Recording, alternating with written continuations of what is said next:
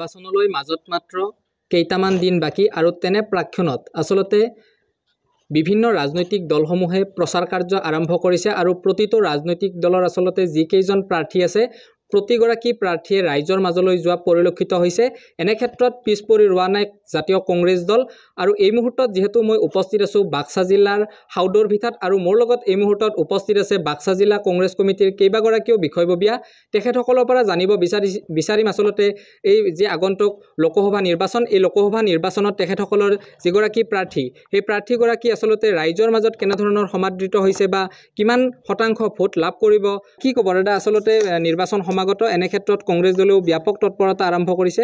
আপোনালোকৰ প্ৰাৰ্থীগৰাকীক লৈ কিমান দূৰ আশাবাদী এইবাৰ? আমি সম্পূৰ্ণ আশাবাদী, কাৰণ আমাৰ প্ৰাৰ্থী যেনে নামটো যেনে কামো তেনেকৈ আমি ভাবি আছোঁ আৰু আমাৰ প্ৰাৰ্থী যে জিকিব সেইটো আমি কিন্তু নিশ্চিত। হাউদৰ ভিটা অঞ্চলত আচলতে কংগ্ৰেছ দল এনেধৰণে আচলতে আগতকৈ এইবাৰ বেছি সমাদৃত হোৱা যেন অনুভৱ হৈছে। যিগৰাকী প্ৰাৰ্থী তেখেতেও ইয়াত আচলতে প্ৰচাৰ কাৰ্য আৰম্ভ কৰিছে। ৰাইজৰ কেনেধৰণৰ সঁহাৰি পাইছে? আচলতে ৰাইজৰ আমি পূৰ্ণ সহযোগিতা পাইছোঁ। আমি ঘূৰি ফুৰি যিখিনি পাইছোঁ ৰাইজৰ যিটো আশা মৰম পাইছোঁ সেইবৰণে ভাবোঁ আমি যে আমাৰ জিকাটো নিশ্চিত। আমি এইটো ইমান শতাংশ আচলতে কিবা আশা কৰিছে নেকি যে ইমান শতাংশ আমি লাভ কৰিম? আমি ইয়াতে 40 ওপৰত পাম, 40% ওপৰত পাম। আন এগৰাকী বিষয়ববী আছে, তেখেতৰ পৰা জানিব বিচাৰিছোঁ যিহেতু মিত্ৰজোঁটে আচলতে ৰাইজৰ মাজত বিভিন্ন আঁচনি ৰূপায়ণ কৰি আছে, মহিলাসকলক স্বাৱলম্বী কৰাৰ ক্ষেত্ৰত বিভিন্ন আঁচনি ৰূপায়ণ কৰিছে। আচলতে আঁচনিৰ জৰিয়তে ভোট বেংকৰ কিবা ৰাজনীতি আৰম্ভ কৰিছে নেকি? মইতো ভাবোঁ আঁচনিৰ জৰিয়তে কোনো ভোটৰ অংক নহয় আৰু মই ভাবোঁ যে ভাৰতীয় জাতীয় কংগ্ৰেছ দলৰ যি সময়ত চৰকাৰ আছিল আমিতো নিকাভাৱে আঁচনি দিছিলোঁ। তথাপিও আমি 3টা টাৰ্মছ কৰাৰ পিছত যেতিয়া এটা ধুমুহা আহে তেতিয়া উচন হয়। ঠিক তেনেদৰে আমি চৰকাৰ গঠন কৰিব পৰা নাই। এতিয়া ৰাইজে বুজিছে বিজেপিক চাইছিল এবাৰ নহয় দুবাৰ চালে, চেণ্ট্ৰেলতো চালে দুবাৰ, এতিয়া অসমতো চালে দুবাৰ। দেখিলে যে সাধাৰণ মানুহে অৰ্থাৎ জনতাই কোনো ধৰণৰ সা সুবিধা পোৱা নাই, মানে অন্তৰ চুই যাব পৰা নাই সাধাৰণ মানুহখিনিৰ। গতিকে এটুকুৰা চাবোনটো যদি GST লাগে তেনেহ'লে এটা টেবলেটত যদি গেছৰ টেবলেট এটাত যদি GST লাগে তেনেহ'লে সাধাৰণ জনতাই কিয় বিজেপিক ভোট দিব? গতিকে আমি ভাবোঁ এইবাৰ জনতাই আমাক আঁকোৱালি ল'ব আৰু তেওঁলোকে কৰা ভুলৰ শুধৰণি কৰিব আৰু ভাৰতীয় জাতীয় কংগ্ৰেছ দলৰ আমাৰ শ্ৰী গৰ্জন মছাহাৰী ডাঙৰীয়াক বিপুল ভোটত জয়যুক্ত কৰিব বুলি মই আশা ৰাখিছোঁ।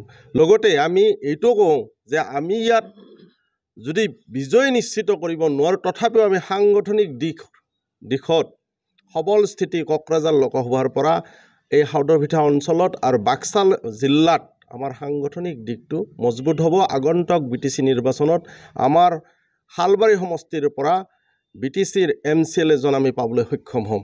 মই এইটো কিন্তু দৃঢ়তাৰে ক'ব পাৰোঁ আৰু আমি আগন্তুক দিনত 2026 চনত মানাস সমষ্টিও দখল কৰিম বুলি আমি ভাবিছোঁ। এইখিনি আমাৰ সাংগঠনিক দিশৰ সবল স্থিতি। হাউদৰ ভিটাৰ দৰে অঞ্চলত তৃণমূল কংগ্ৰেছৰ প্ৰাৰ্থীগৰাকীৰ সহিতে কেইবাগৰাকীও কংগ্ৰেছ দলৰ পৰা যোগদান কৰা বুলি ইতিমধ্যে বাতৰি সম্প্ৰচাৰ হৈছে। এনে ক্ষেত্ৰত কি ক'ব বিচাৰিব? এই ক্ষেত্ৰত ক'বলৈ অলপ লাজ লগা কথা, মানে যিসকলে এই কথাটো প্ৰচাৰ কৰিছে তেওঁলোকে অৰ্থাৎ কংগ্ৰেছ দলৰ সদস্য হয় নে নহয় মই কিন্তু অৱগত নহয়। মই ভাবোঁ তেওঁলোকে এটা কংগ্ৰেছ দলৰ ভাল এটা প্ৰচাৰ কৰি আছিলে, এখন বেনাৰ লগাইছিল, এইটো প্ৰচাৰ হৈ আছিল। আমি সেইকাৰণে তেওঁলোকক হকাবধা কৰা নাছিলোঁ, আমাৰ এটা ভাল লক্ষণ আছিল।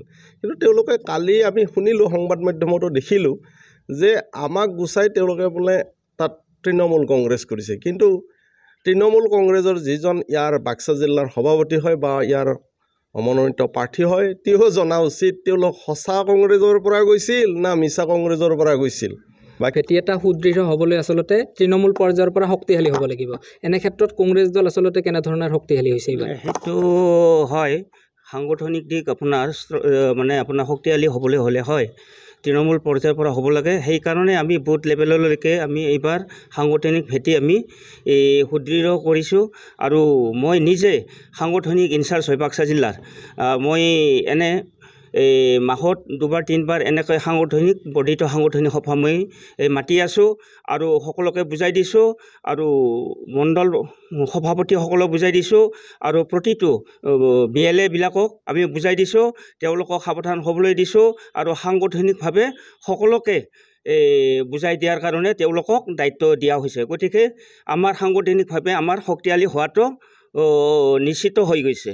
যিহেতু মিত্ৰজোঁটৰ প্ৰাৰ্থী কেইগৰাকীৰ ভিতৰত যিকেইগৰাকী আচলতে ৰাইজৰ মাজত ওলাই গৈছে, তেনে ক্ষেত্ৰত মুখ্যমন্ত্ৰীকে আদি কৰি কেইবাগৰাকীও হাই প্ৰফাইল নেতা আচলতে ফিল্ডত নামি পৰিছে। এই ক্ষেত্ৰত কংগ্ৰেছৰ প্ৰাৰ্থীগৰাকীৰ ক্ষেত্ৰত কোকৰাঝাৰ লোকসভা সমষ্টিত ভূপেন বৰাকে আদি কৰি কংগ্ৰেছৰ শীৰ্ষস্থানীয় নেতৃত্ব উপস্থিত থাকিব নেকি? আচলতে ৰাইজে যেতিয়া বুজি পায় তেতিয়া আপোনাৰ শক্তিশালী মন্ত্ৰী আহিলেও সেইবিলাকক মনবিলাক আপোনালোকে জয় কৰিব নোৱাৰে।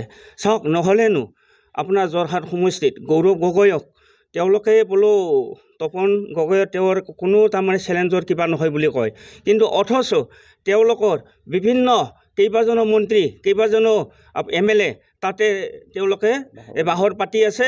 গতিকে তেওঁলোকে যদি আপোনাৰ অসমত 14টা সমষ্টিৰ ভিতৰত 13টাই যদি নিশ্চিত হয়, আপোনাৰ অকল গৌৰৱ গগৈৰ কাৰণে তেওঁলোকে 10জন মন্ত্ৰী কিয় তাতে বাহৰ পাতিব লগা হ'ল। গতিকে ৰাইজে যেতিয়া সচেতন হয়, সেই ক্ষেত্ৰত যিমান মন্ত্ৰী আহিলেও আপোনাৰ স্বৰ্গৰ ৰজা আহিলেও সেইটো বুজাব নোৱাৰে। গতিকে আমাৰ কংগ্ৰেছ প্ৰাৰ্থী গৰ্জন মুছাহাৰী এইবাৰ বিজয় নিশ্চিত। বিয়াৰ পৰা তেখেতসকলৰ যিগৰাকী প্ৰাৰ্থী গৰ্জন মুছাহাৰী, তেখেতে আচলতে বিপুল ভোটত জয় হ'ব বুলি আশা প্ৰকাশ কৰিছে আৰু সমান্তৰালভাৱে তেখেতসকলৰ যি তৃণমূল পৰ্যায়ৰ পৰা ভেটি শক্তিশালী কৰিব লাগে, সেই ক্ষেত্ৰত আচলতে কংগ্ৰেছ দল অধিক শক্তিশালী হোৱা পৰিলক্ষিত হৈছে আৰু তেখেতৰ প্ৰাৰ্থীগৰাকীৰ আচলতে নিৰ্বাচনী প্ৰচাৰ সভাত কেইবাগৰাকীও কংগ্ৰেছৰ শীৰ্ষস্থানীয় নেতা উপস্থিত থাকিব বুলি জানিবলৈ দিয়ে।